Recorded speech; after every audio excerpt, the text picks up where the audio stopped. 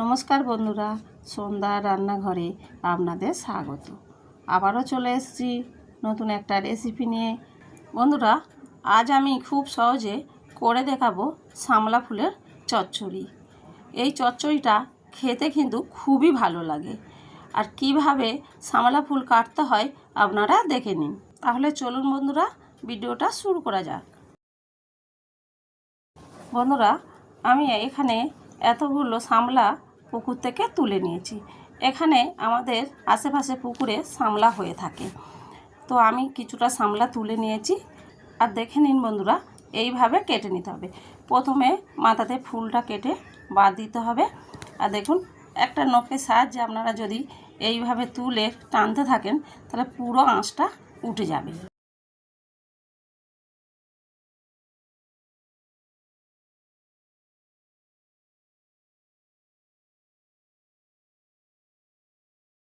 আর দেখুন বন্ধুরা, এইভাবে আমি লম্বা লম্বা পিস করে নিচ্ছি। আপনারা আপনাদের পছন্দ মতো পিস করে নেবেন।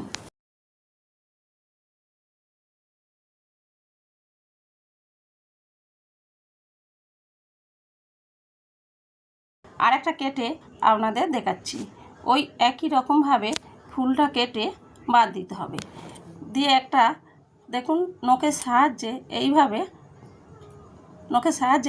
খোসাটা তুলে নিতে হবে। দেখুন এইভাবে টান দিলে খুব সহজে কিন্তু ছেড়ে যাচ্ছে। তো দেখুন, ছাড়ানো এমন কিছু কঠিন নয়, খুবই সোজা। এবারে এইটাকে আমি এইভাবে লম্বা লম্বা পিস করে নেব। আপনারা আপনাদের পছন্দ মতন পিস করে নেবেন, কিন্তু খুব ছোট করবেন না, তাহলে ঘেঁটে যাবে।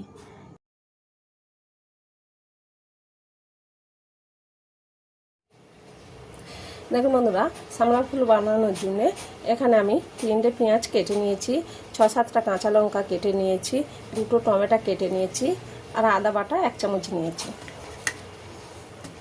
আর নিয়েছি এখানে বড় সাইজের আলু, ডুমো ডুমো করে কেটে নিয়েছি। আর দেখুন, সামলাটা কেটে ভালো করে ধুয়ে নিয়েছি। দেখুন বন্ধুরা, এখানে একটা কড়া বসিয়েছি, কড়ার মধ্যে কিছুটা তেল দিয়েছি। তেল গরম হয়ে গেছে। যে আলুটা কেটে রেখেছিলাম এই আলুটা দিয়ে ভেজে নেব। আলুটা নাড়াচাড়া করে ভাজা ভাজা করে নেব।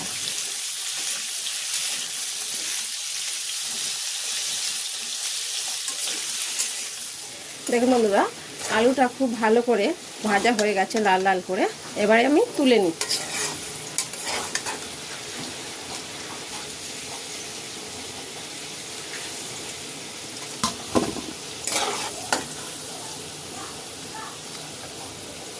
দেখুন বন্ধুরা, আলুটা ভাজা হয়ে গেছে।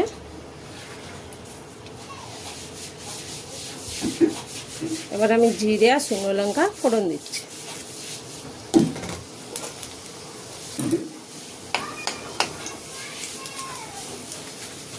ফোড়নটা ভাজা ভাজা হয়ে গেছে, কেটে রাখা পেঁয়াজটা দিয়ে দিচ্ছি।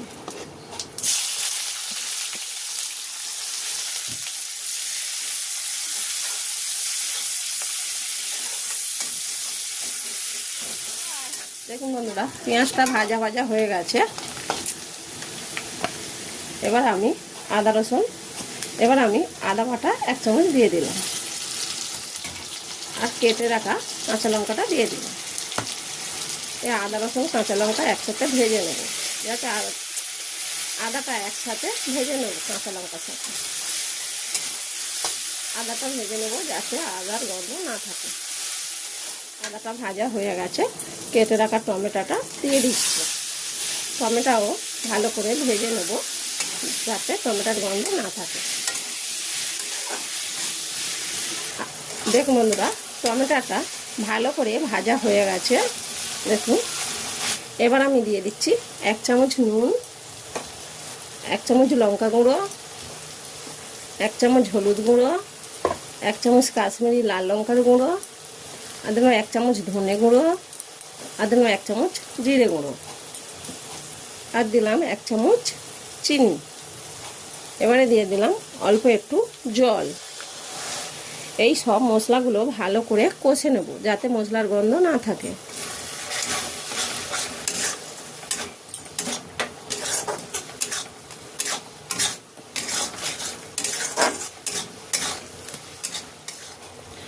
দেখুন বন্ধুরা, মশলাটা খুব ভালো করে কষা হয়ে গেছে।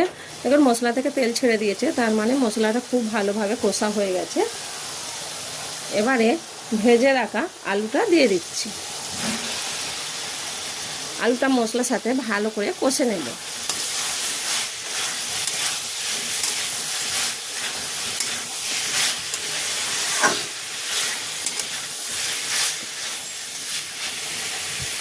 দেখুন বন্ধুরা, খুব ভালো করে কষা হয়ে গেছে।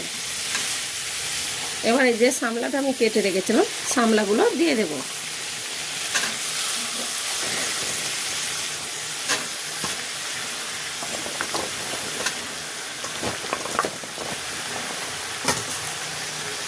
অল্প অল্প দেব আর নেড়ে নেব।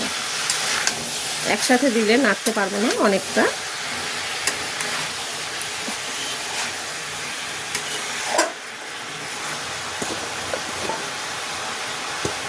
দেখুন বন্ধুরা, এই সামলা কিন্তু নাড়তে নাড়তে জল ছেড়ে দেবে। সামলার ভিতরে কিন্তু দেখুন জল আছে। এই সামলাটা যতই আপনারা কষতে থাকবেন তত দেখবেন একটা জল বেরোবে। এই তরকারিটার মধ্যে জল দিতে লাগবে না। আমি আপনাদের দেখাচ্ছি, কষে নিই। এইভাবে কিছুক্ষণ কষে নেব।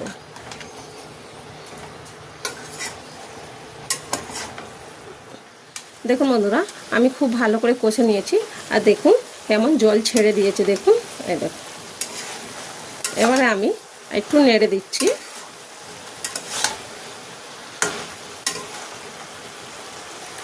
দিয়ে আমি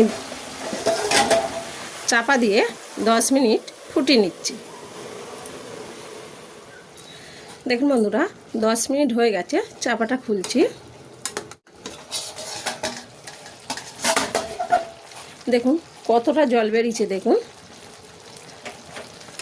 দেখুন দেখুন 10 মিনিট হয়ে গেছে, তাও জল দেখুন।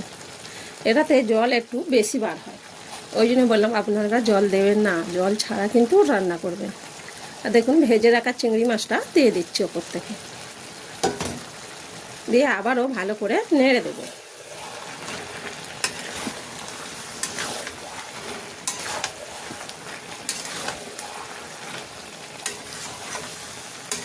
দেখুন বন্ধুরা, আমি কিন্তু আর চাপা দেব না, এইভাবে নাড়াচাড়া করে 5 মিনিট রান্না করে নেব।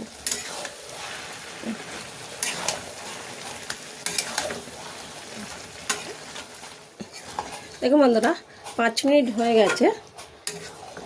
আর দেখুন কত সুন্দর হয়েছে। দেখুন এর থেকে বেশি শুকনো করব না। দেখুন কত সুন্দর হয়েছে। তো আমাদের রান্না তৈরি। লাভিয়ে নিচ্ছি। লাভিয়ে একটা প্লেটে বেড়ে আপনাদের দেখাচ্ছি। দেখুন বন্ধুরা, আমাদের সামলা ফুলের চচ্চড়ি কিন্তু তৈরি। আপনারা দেখতে পেলেন কত সহজে চচ্চড়িটা বানানো যায়। এই চচ্চড়িটা খেতে কিন্তু দারুণ হয়েছে। আপনারা আমি যেভাবে বানিয়েছি এইভাবে বানিয়ে একবার বাড়িতে খেয়ে দেখবেন। আর আমার ভিডিও ভালো লাগলে কমেন্টে জানাবেন।